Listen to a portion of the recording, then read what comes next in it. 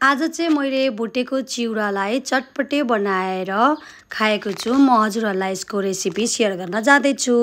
मैले चाहिँ एउटा कराई लिएको छु। यसमा अब मैले तेल राख्ने छु। तेल राखिसकेपछि मैले यसमा जिरा पड्काएको छु। जिरा राखिसकेपछि मैले यसमा सुकेको खुर्सानी राखेको छु र अब मैले चिउरा एड गर्छु।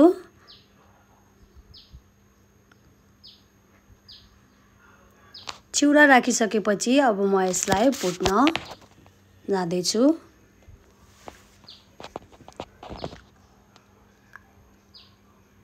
भुटिसकेपछि मैले यसमा स्वादअनुसार नुन राखेको छु र मेरो चिउरा यस्तो भएको छ र मैले यसमा हरियो खुर्सानी चाउचाउ एड गरेको छु।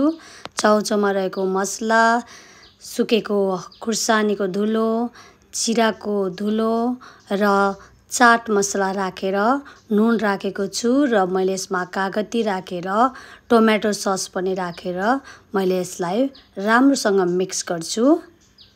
यसरी मिक्स गरिसकेपछि हाम्रो 10 मिनेटमा बन्ने खाजा रेडी भइसकेको छ।